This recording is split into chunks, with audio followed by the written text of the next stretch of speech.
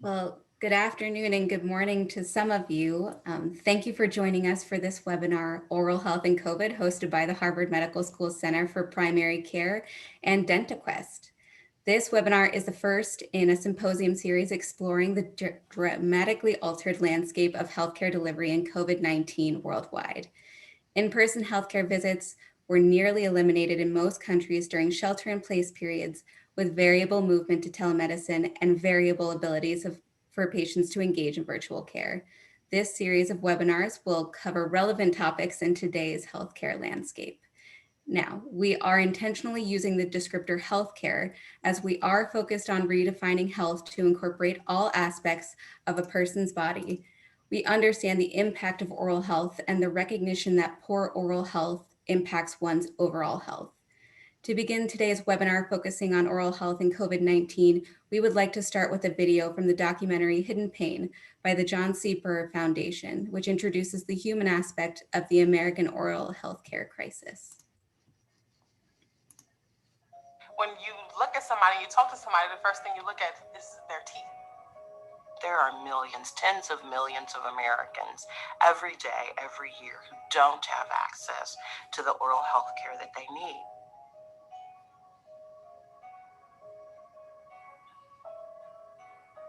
We don't have anyone to go to typically because we don't have dental insurance. When I got out of the army, I didn't really take care of my teeth like I should have been because I had other things going on mine, and of course I didn't have dental insurance to take care of it. I see patients every day that haven't been to the dentist in 30, 40 years. We had a 3-year-old yesterday actually who walked 2 miles to come to our office because the mom could not find transportation.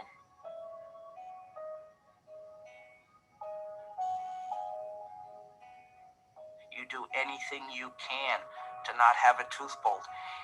But when you're also raising a family, it's a no-brainer to have the tooth pulled.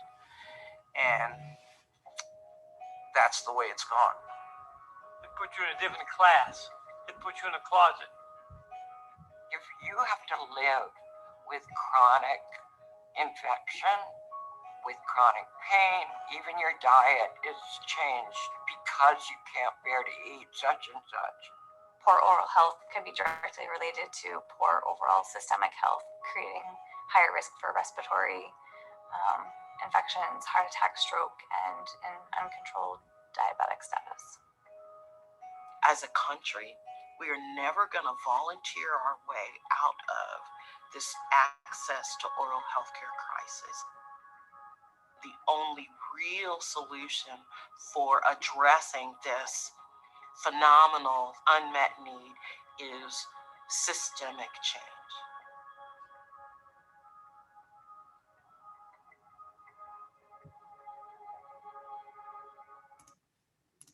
When you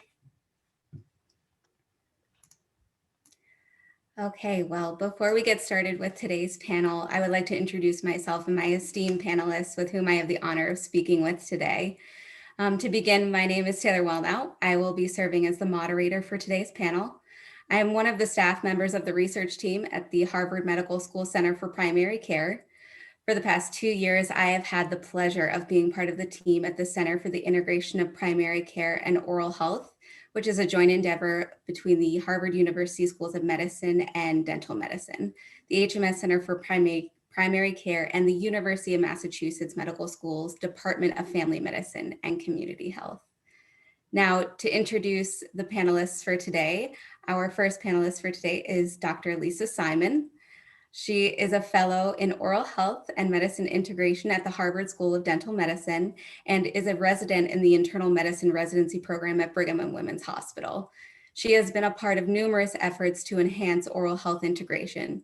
She was a core team member for the nurse practitioner dentist model for primary care and led an initiative to integrate a dental hygienist into the hospital care team for patients with diabetes at Massachusetts General Hospital.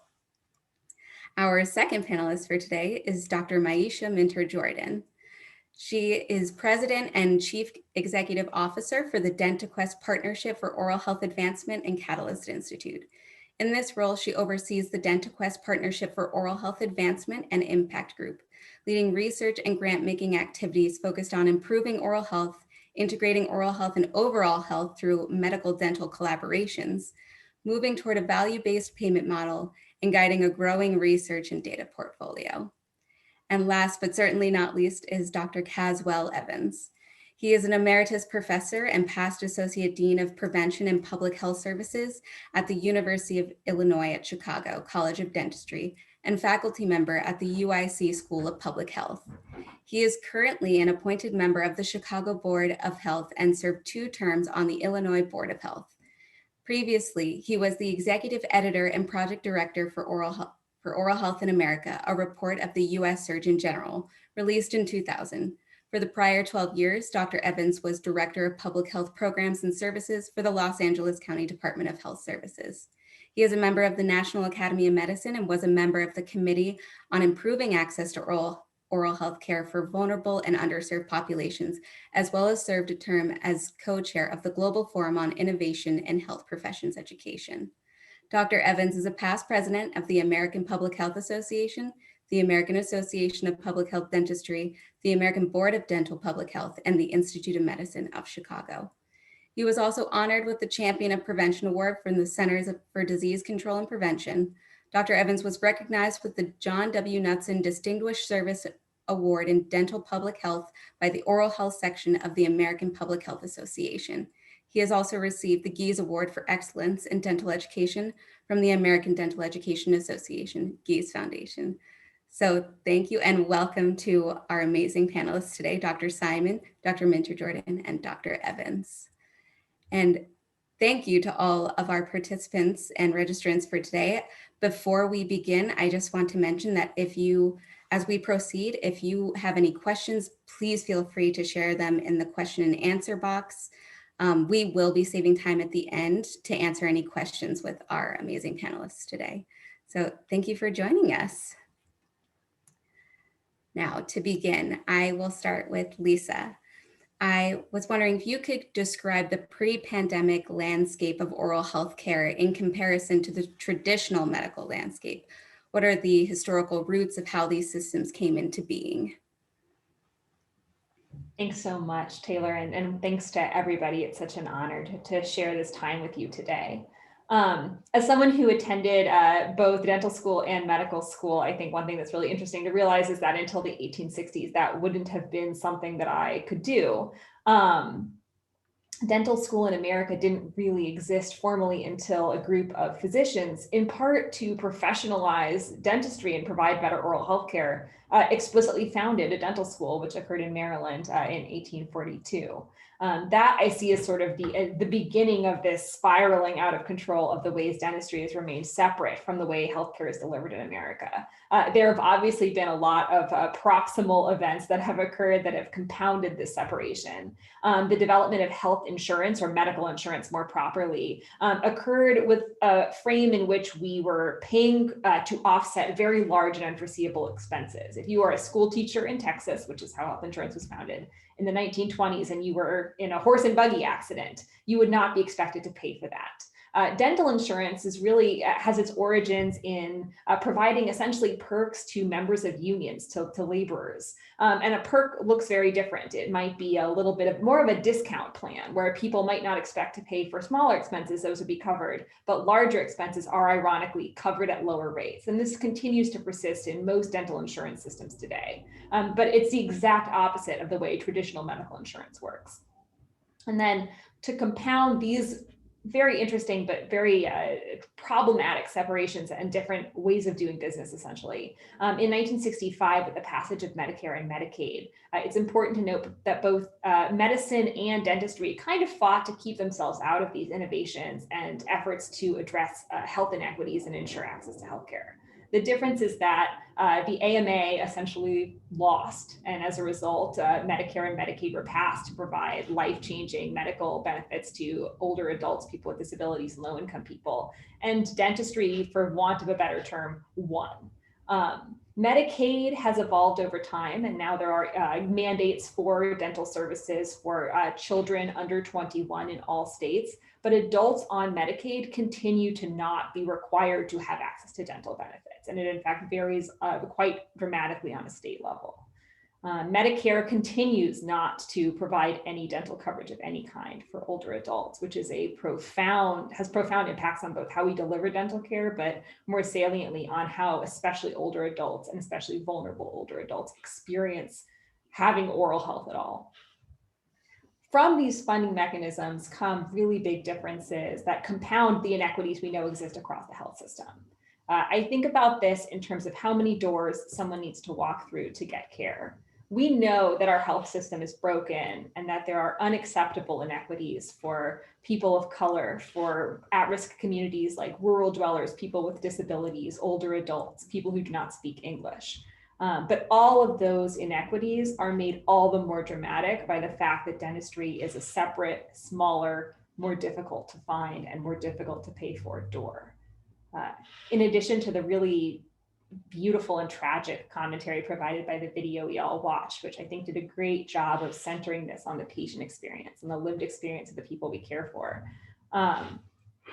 These inequities make it very difficult for the oral health system itself to provide the care and address these structural injustices as well. So coming into the COVID-19 pandemic, dentistry was what I would argue the most broken part of a broken healthcare system. The COVID-19 pandemic, of course, I think at the outset was seen almost as a possibility for innovation. At least that was my perspective. We had a brief period where there was alignment between the American Dental Association, state departments of public health, and the CDC, as well as the World Health Organization, essentially saying that all non-emergent dental care should cease immediately.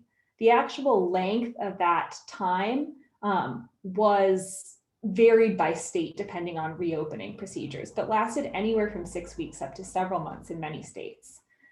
Interestingly, we still don't have a great sense of data on what the impact of that briefer period of closures actually looked like. We don't know if that resulted in a surge of visits to other facilities. We do know, looking at other sites where people who have struggled to get dental care often seek care, for example, in emergency departments, we did see those visits decline, but there were obviously a lot of multifactorial issues in looking at that as a representation of actually what happened.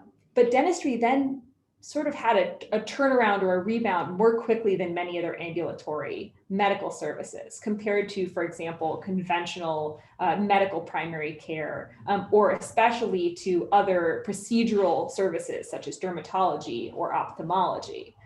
Dentistry saw a rebound in terms of reopening, in terms of patient volume, and in terms of billing volume that far exceeded that of some of our other procedural colleagues, which I think both reflects the ways in which dentistry lives or dies on its fee-for-service small business practice ownership model, and which is not the case for other proceduralists who might work in larger health systems who can tolerate these sorts of uncertainties a little bit differently, but also speak to the importance of oral health and the fact that many individuals felt safe going back to the dentist with dramatically changed practice plans much sooner than they might seek out other forms of care.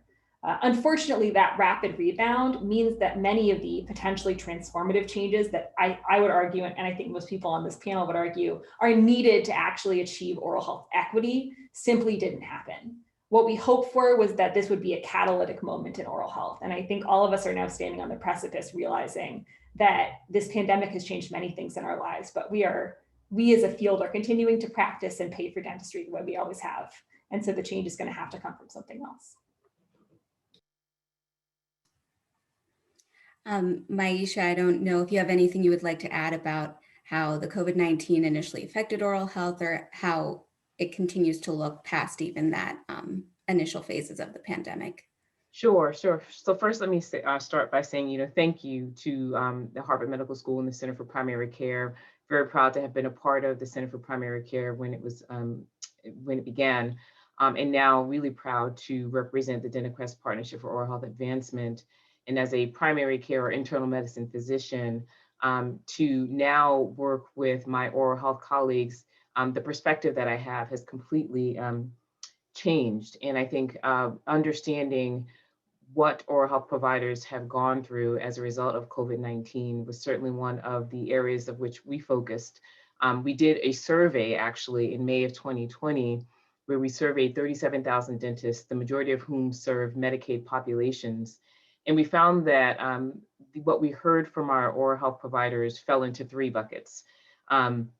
Of the 4,000 respondents, we learned from them about the changes to the practice of dentistry, some of which Lisa has already captured, the business implications in return to work in terms of the impact of COVID, as well as the gap in confidence. So more specifically, what we found that 93% anticipated long-term changes to dentistry, and it's interesting how that perspective may have changed since that time.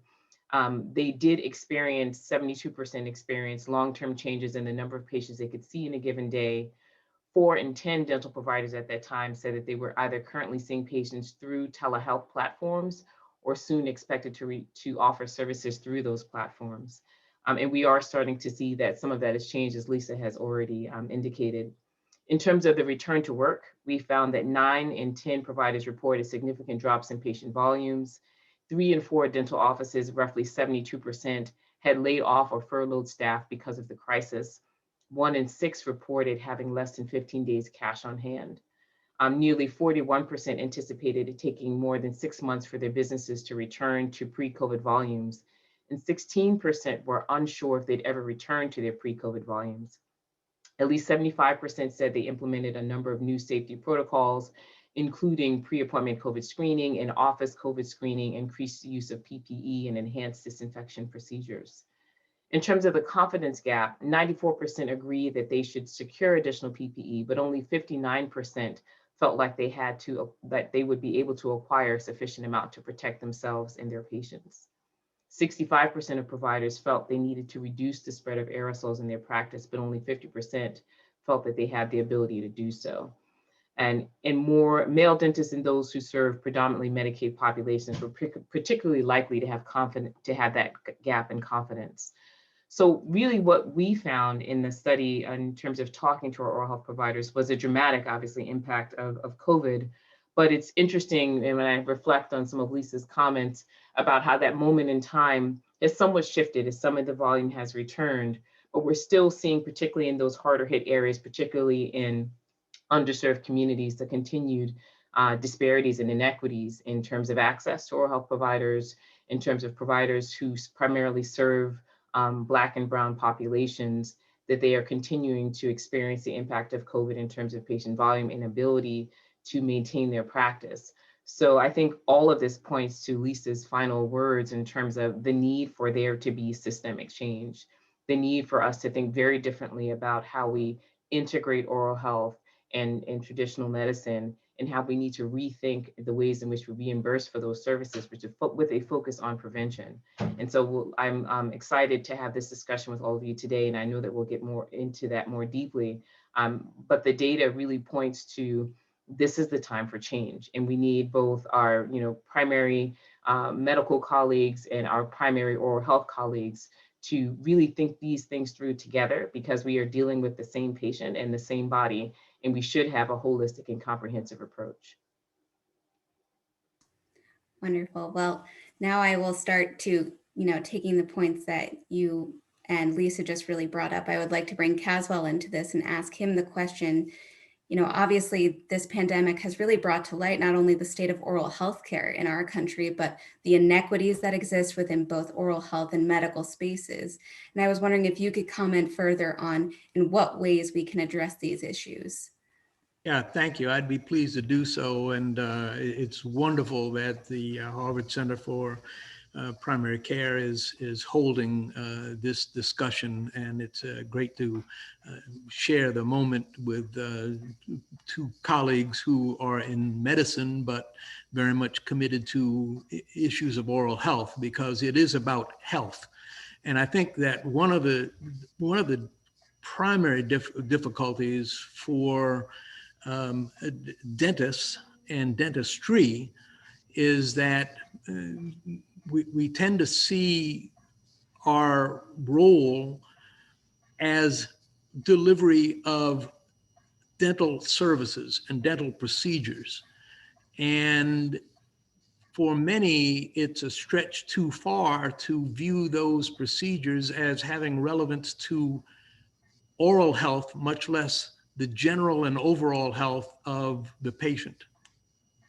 And so that's one of the challenges that I think has to start really with education. I think we need a transformation in education such that there's no mistake that a dental procedure is in fact a health procedure and is expected to have a health outcome.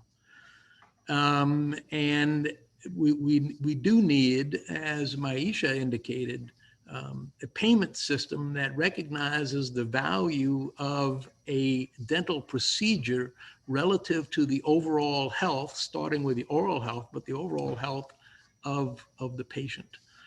And COVID has, as you indicated in your question, has put a light in a way that is quite remarkable, quite unique, and has placed us in a time that I don't think will ever be repeated in our professional careers, much less our lifetimes, in terms of the issues of social justice, of racism, and oral health inequities.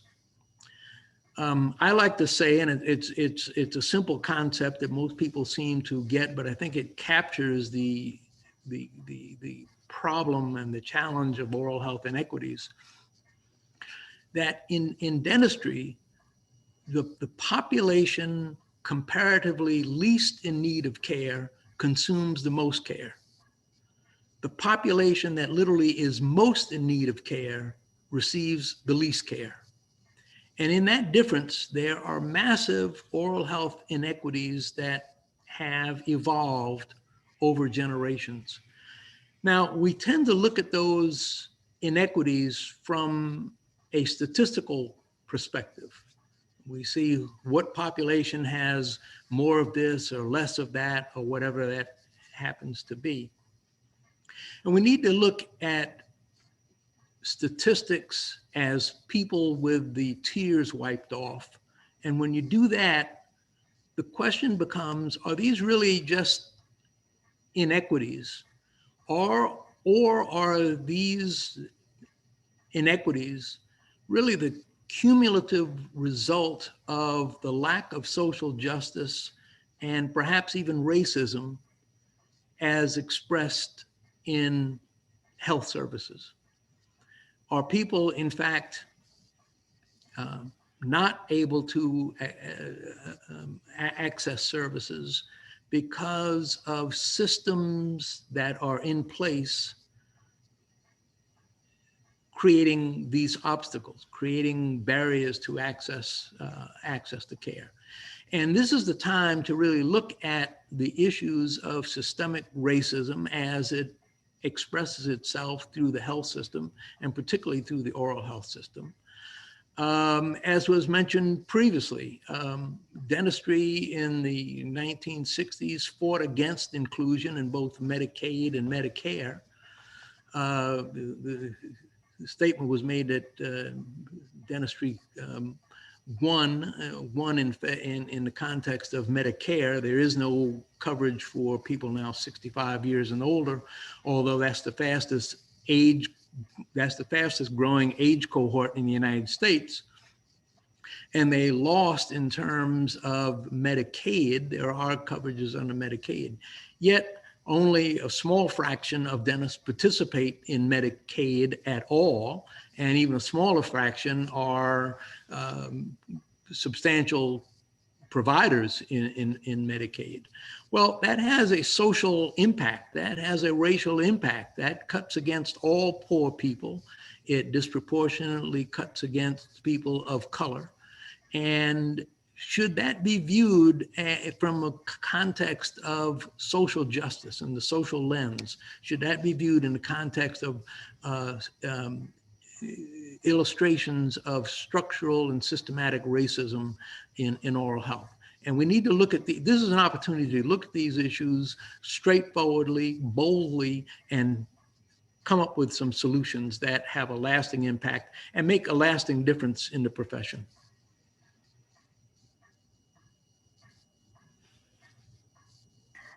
Thank you so much, Caswell. Lisa or Maisha, do you have additional thoughts on this?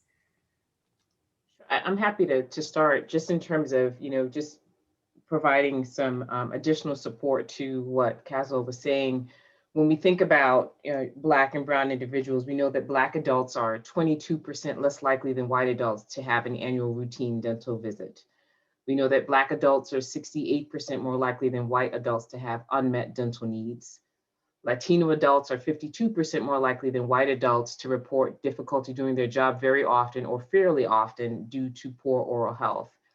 And nearly 4 in 10 Black and Latino adults reside in one of the 14 states where Medicaid's adult dental benefits covers no services or emergency only care. So when we think, and this is all data that we were able to provide prior to the pandemic. And one can only imagine when you think about the impact on Black and Brown communities in terms of increasing unemployment, reduced access to care, the fact that many Black and Brown individuals work on the front lines in healthcare and therefore have been more likely to contract COVID and therefore have extenuating circumstances that would further inhibit their access. We know that these statistics are only much, much worse. So as we think about redesigning healthcare and we think about creating a systemic approach, we need to understand that these are fundamental aspects regarding access, regarding education, regarding reimbursement that we must tackle when we think about really moving healthcare to be inclusive, to ensure that we're treating every aspect of a patient's body, and that there's a need for all of us to understand these issues as we look at them from our own perspective. As a internal medicine physician, I often think about part of the transformation that occurred within behavioral health and how we've made much more of an advance in terms of thinking much more about the impact of behavioral health on all of the chronic diseases that a patient might experience. The fact that we've changed reimbursement mechanisms that allow for us to have much more integrated approaches to care. And the very same thing needs to happen within oral health. And it has to happen with oral health providers at the table, as well as our traditional medicine colleagues. And we have to hold the patient at the center. And I think those are the ways in which we can really advance in our thinking around these issues. And they've only been highlighted by the pandemic. I just want to thank you, Caswell, for that beautiful phrase, statistics are people with the tears wiped off. I think I'm going to be really holding that in my heart for maybe the rest of my career. What a beautiful summation. I think something we're all working towards.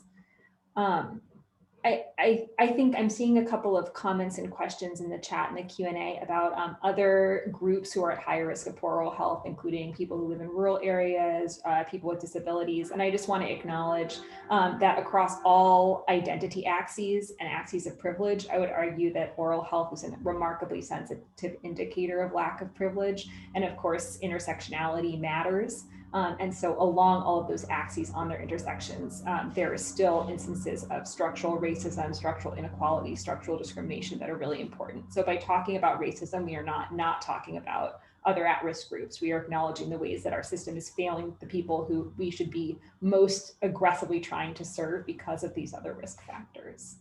And I think that all of us are talking about this structural approach to making change. And I think that medical integration, for want of a better term, thinking about how we can make the broader healthcare system also serve the oral health needs of individuals is so crucial, not because we think that the medical system is flawless and perfect and the dental system is failed and broken, but because we know that the reach of the medical system and the power of the medical system can be brought to bear on these intractable and tragic problems. One thing that I struggle with, and I think is a reminder to continue to focus on the patient perspective, on the community perspective, is that even within halls of power, when we talk about the value of oral health, too often I think we are trying to find ways of justifying its importance that focus on studies with not great quality data that suggest that maybe it impacts the outcomes of other health problems, or that it might save money for the healthcare system. Whether or not those things are true, and frankly, looking at the numbers, I don't know if I buy it. I do think that that is a way that we continue to fail to center the importance of what we do on the moral and ethical imperative to eliminate suffering, which is what the entire health profession and health system is at its core intending to do. So when we think about why it's so important that we address oral health inequity and why it's so important that we engage across the healthcare spectrum to make sure that oral health continues to be regarded as paramount to overall health, for me at least, I think it is very central to say that it's not because we're going to cure someone's diabetes or prevent them from getting a heart attack, even though as a physician and a dentist, I would really like those things to be true. It's because this is a type of pain that in America is borne almost entirely by at-risk people. And that is fundamentally unacceptable. And I think that this is truly a transformative moment where we can start talking about oral health in those terms, because that's where meaningful change will come from and where the structures we need to evolve can be identified. You know, just on that note, and Lisa, I completely agree with you. I think the other part of my brain of, you know, having a background in business is that we do need to establish the business case for this. And there is, you know, I think I would just say there is a large and growing body of data that I know, you know, Dr. Evans is familiar with, and that we do within the DentaQuest Partnership for Oral Health Advancement, that within particularly accountable care models, when you are looking at the full picture and the whole patient and really moving forward with comprehensive models of care, that first and foremost, you're improving patient outcomes, and that you're designing a system that should be focused on the patient and their welfare, inclusive of social determinants of health.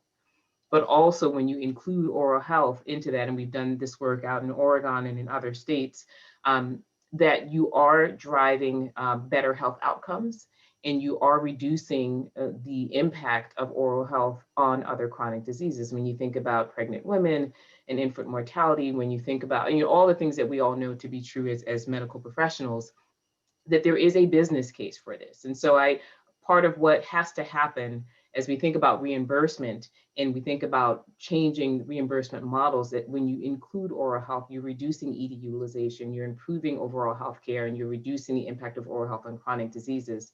So while I as a community health center, former community health center CEO, I've always been first and foremost representing the patient and the moral case for why we need to rethink models of healthcare. But I also have to wear that business hat to say, this is the right decision to do as we think about how we can make healthcare more affordable, more effective, and more comprehensive, holding the patient at the center. So I think there's a balance in that we need to pay close attention to, because we are all moving to very different systems of reimbursement. We at the DentaQuest Partnership for Oral Health Advancement are working with our community health center colleagues in really helping to drive, particularly those in Massachusetts that are involved in the Accountable Care Organization here for Medicaid, really driving the data to begin to look at, when you pay attention to these things, how does it improve your cost per patient? First and foremost, how does it improve their healthcare, but also how does it improve your costs, so that you can take those savings and put them into resources that address social determinants. So I think these are all things that we need to consider when we're talking about system redesign and talking about really impacting some of the issues that we know create inequities. But I would not leave the business case out of that, because I think it's important to get all of those different components into how we are really thinking about a smarter, better healthcare system that is driving better patient outcomes for all. And Lisa, if I could ask you a question, because you straddle the line. You've got sort of 1 foot on the oral health side, and you've got 1 foot on the general and medical side. I think we all recognize the value of integrated health systems. And I think that there are progressive leaders in oral health that see the value of integration with medicine and sort of getting back to what it once was years and years ago. But to what extent do you see outreach coming from the medical side, asking the oral health side, asking dentists to come and partner with them? I see efforts of dentists trying to engage the medical side to collaborate with them. But how does that work? What are you seeing in terms of medical side outreach to the dental oral health side to say, come and partner with us so we can collaborate and have better health outcomes for the people we serve? Thank you so much for that question. And thank you for continuing to allow me to have my dental credentials. I've had some medical colleagues refer to me as someone who used to be a dentist, and I always have to correct them because nobody made me give that up. I still am one. And I think that this is a difficult question that speaks to the importance of structural change, because right now my experience has been that it's so individual dependent or health system dependent. My experience has been through medical school and through residency so far is that from people who've had less exposure to vulnerable patients or who are less committed to sort of community organizing as a part of their practice, their question of when they find out that I'm both a physician and dentist, their question is why? Like they don't understand, they think it's strange. And from people who've cared for patients who've ever struggled with oral health problems, which are generally people who work in the safety net, the answer is, oh, of course, oh, thank goodness. Wouldn't it be great if more people had that awareness? So I do think that people who are more plugged into their communities, who are really seeing service as a part of their career, understand it better. But even those folks, I think, are feeling overtaxed, overburdened, especially in COVID. They have 15 minutes to see a patient and address 5 different problems, and 4 of them might be things that the patient doesn't actually care about. And to ask them to do even one more thing, especially now when everyone's wearing masks, to even look in someone's mouth is a really difficult ask for people. And then on top of that, a lot of providers will tell me things like, I don't even know how to get a dental appointment. Like I have no idea what my patients, how to get my patients a dental visit. Obviously, I think FQHCs and places where we actually have co-located care, which is not the same thing as integrated care, but is a step in the right direction. That can be helpful because warm handoffs and knowing, Dr. So-and-so next door is your dentist, like that can be helpful. But even there, at my own community health center, for example, we have a co-located dental clinic and it's not accepting new patients. So I can't refer. As a dentist, I can't refer any of my patients to get dental care.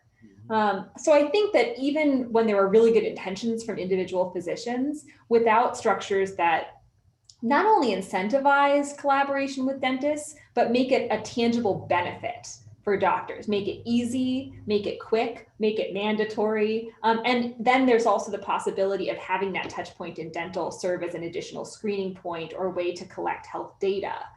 Which is also, I think, very compelling from a health system's perspective. Because if I could see that my patient not only got a dental visit, which is a huge win, but also had their blood pressure measured at the dentist and it was like controlled and I know their blood pressure medication is working, that's, as close to a perfect system as I can imagine. Mm-hmm. Thank you. Just along those lines, some of the work that we've also done within the DentaCrest partnership is around data sharing, to your point, Lisa.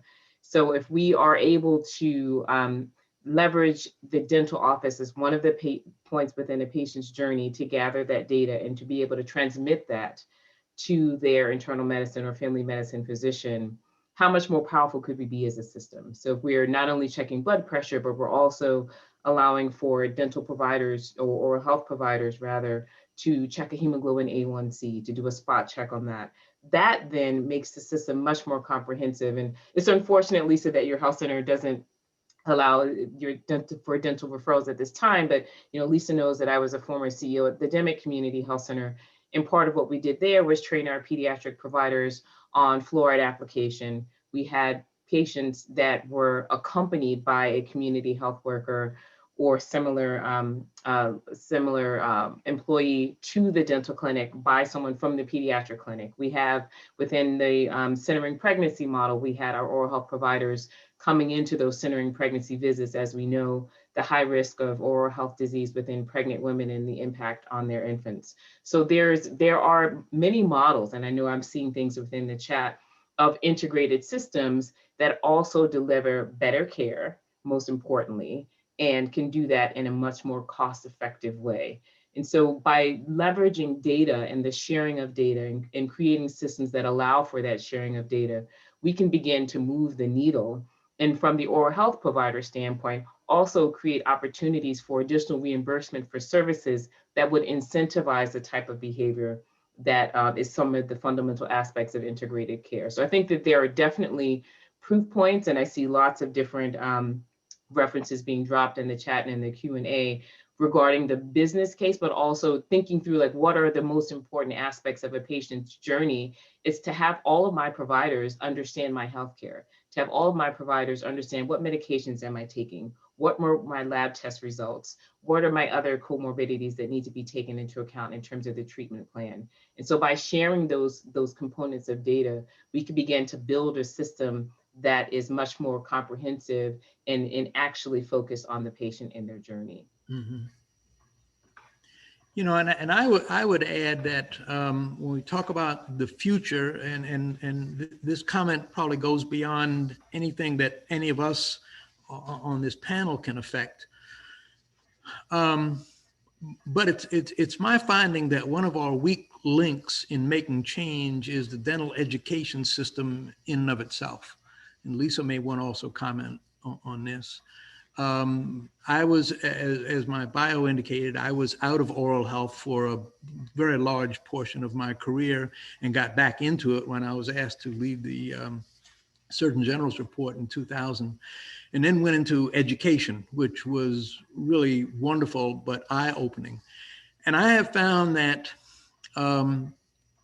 education is really weak in its presentation and its rationale for social justice in the profession, for ensuring access to care, for recognizing the social determinants of health, to recognizing the value of professional integration in terms of services, and looking at oral health inequities as a collective responsibility of the profession.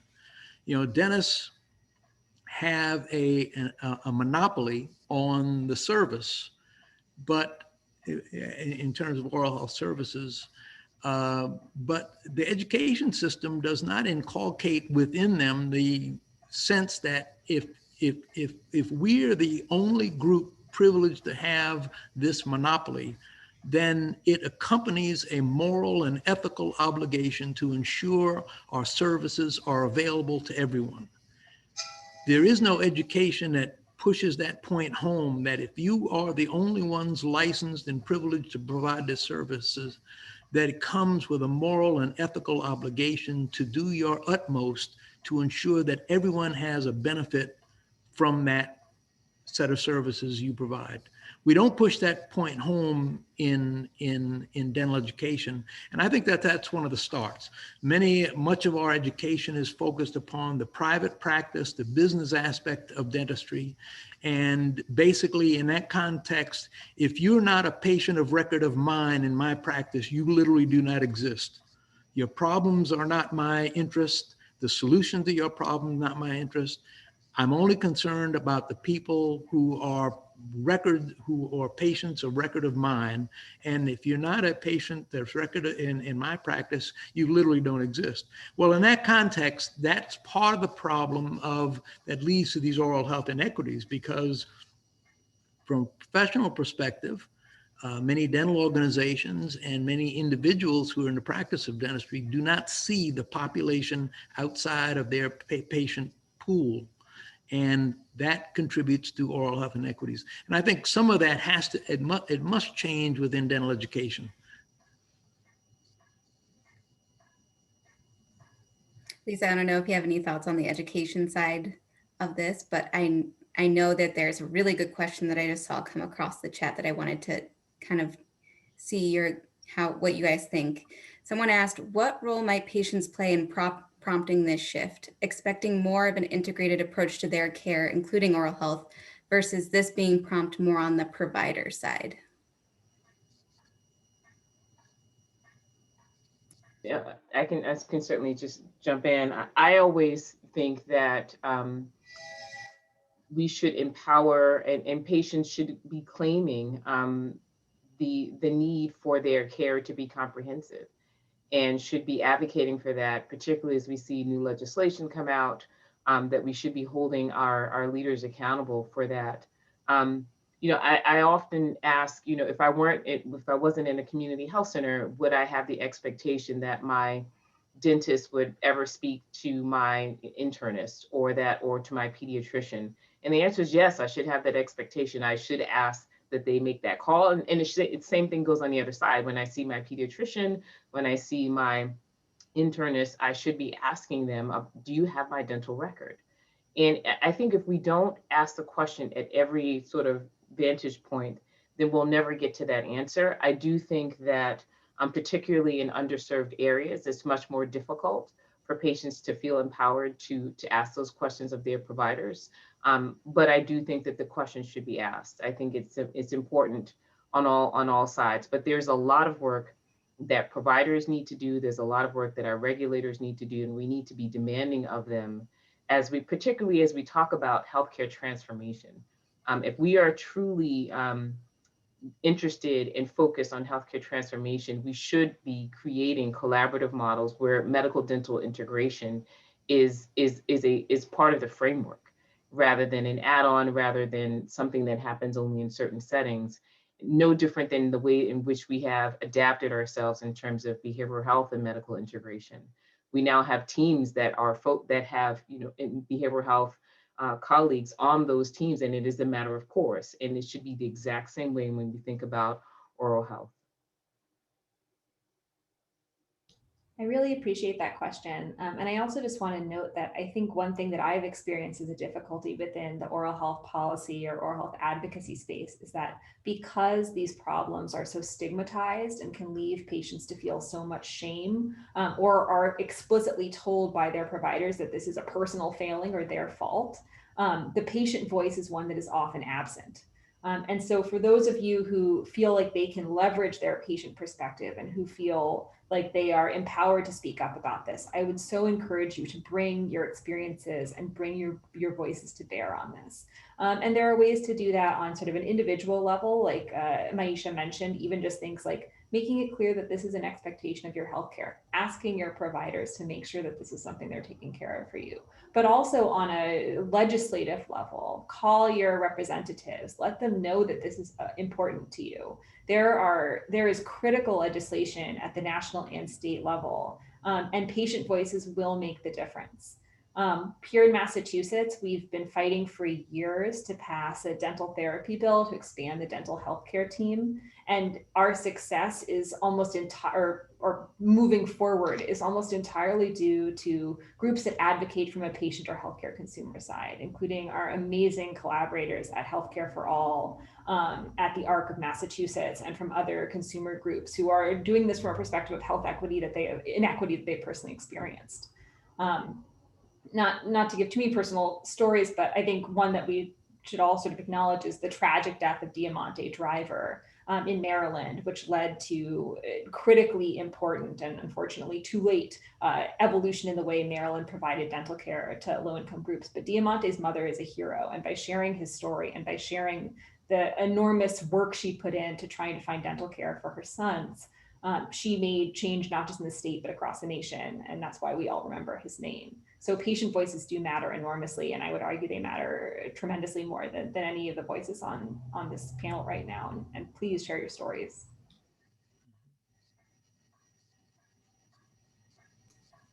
Wonderful. Thank you so much for bringing that perspective to the table. We noticed a question in the chat that's very COVID specific, but I wonder what this panel thinks about the issue of vaccinations. Someone asked, why has the issue of dentists giving COVID vaccinations even an issue to begin with? We give mandibular blocks all the time. It reflects the siloization of oral health that Lisa described. So I'm wondering your thoughts more on their role within the COVID pandemic itself and as frontline workers themselves. Well, I guess I would comment. I had my flu vaccine provided at the local pharmacy, and the pharmacist provided the vaccination. Well, if pharmacists can provide vaccination, dentists are infinitely more familiar with syringe usage and injections for anesthetics than our pharmacists, and that should be a no-brainer. I just don't know to what extent, and I've not seen any data, I don't know to what extent across the practice of dentistry, dentists feel that level of engagement. I think they should. I think also there was a tremendously missed opportunity in terms of some of the salivary testing for COVID-19. Salivary testing should be directly in the portfolio of dentists, but that was an opportunity that I think was not taken up aggressively by the profession. There are some dental schools that initiated salivary testing, University of Illinois at Chicago being one of them, and I'm very proud that they did that. But that's something that I think the profession did not take advantage of. Perhaps they were asleep at the switch, perhaps there was resistance, but salivary testing for COVID-19 was something that I think should have been a wake-up call and a great opportunity for dentistry in general. But I think dentists should be very much engaged with administering vaccine for COVID-19. No, I would agree with that. I think part of what I've heard, because I've asked the very same question, at least here in Massachusetts, is that there is some, given the fact that you have to monitor the patient following the vaccine administration, there's some concerns regarding malpractice coverage for oral health providers in covering that, some discomfort on the side of some oral health providers in monitoring the patient following that, but also that there's been some issues with malpractice coverage for vaccine administration by oral health providers.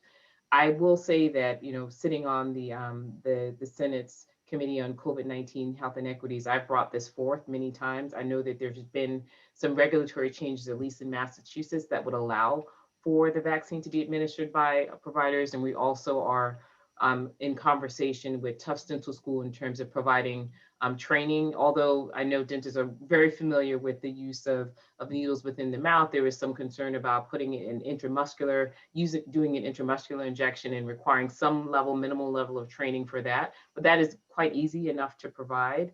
And so I am very interested in this, particularly in underserved populations, and how we can support those efforts because it is critical. We are seeing right now the inequities in vaccine distribution happening across the country, impacting Black and Brown communities, which are disproportionately impacted by COVID-19. And I see oral health providers as being certainly providers who can step up in addition to other medical providers, step up to help reduce some of those inequities. And so the regulatory, moving forward on the regulatory burdens and easing those state by state is important. And that's another place for patient voice, but also being able to move quickly and galvanize around these things as a community. And I think to your point, Dr. Evans, the salivary piece was missed.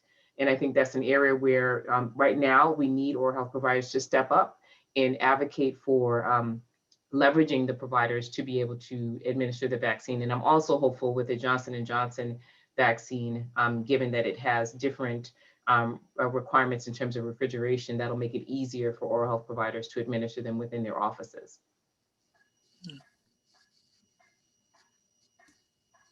Wonderful. Thank you both. We have a question in the chat box that we have a few minutes left that I know, Maisha, you have done work around this. I'm sure, Lisa, you and Caswell have as well, but I wonder if you could talk more about what you think about if oral health care should be included in the primary care payment when integrated within the same practice to support integration. What are your thoughts around capitation and global payment within oral health care? Yes, and I saw somewhere in the chat that the inclusion in the waiver for Medicaid is something that we have been advocating for. So I think we are in the midst of creating those proof points of some of the work that we're doing with our community health center colleagues and really looking at and cultivating the data around reducing the cost of care while improving outcomes.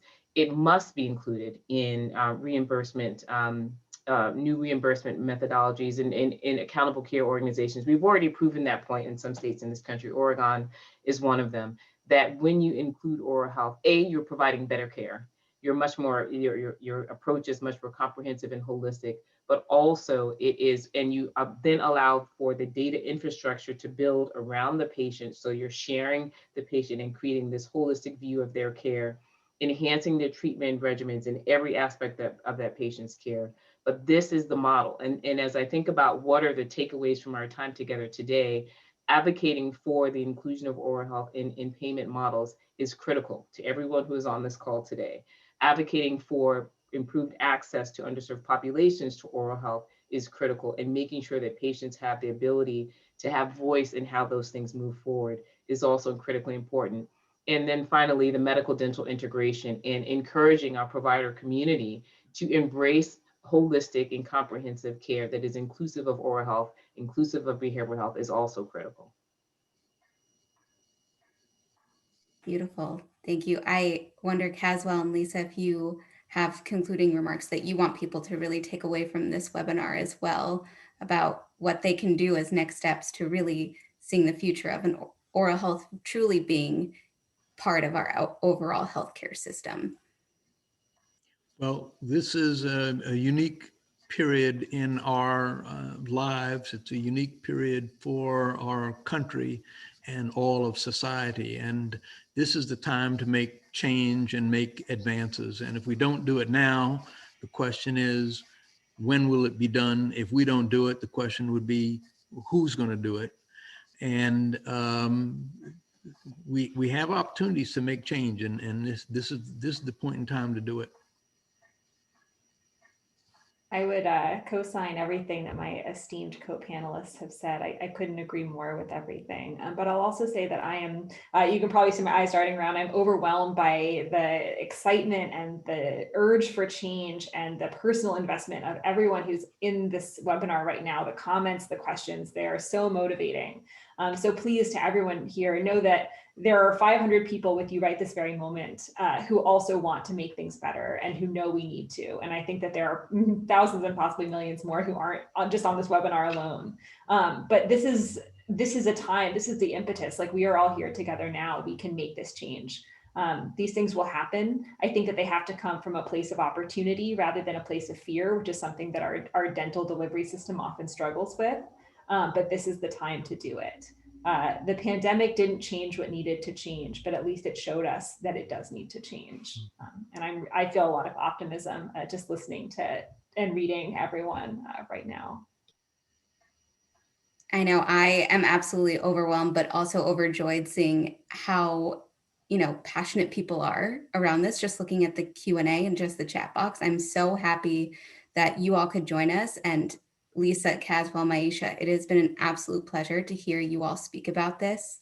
It's clear you're passionate and you have a whole following that I hope that we can see some change, even just from the hour that we've spent together. This was really remarkable. Thank you so much for your time today.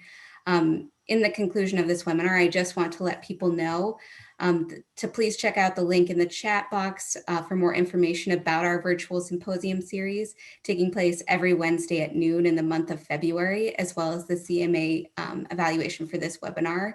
We really are so happy that all of you could join us today, and thank you so much for your time. Thank you. Thank you, everyone. Thank you so much, everybody.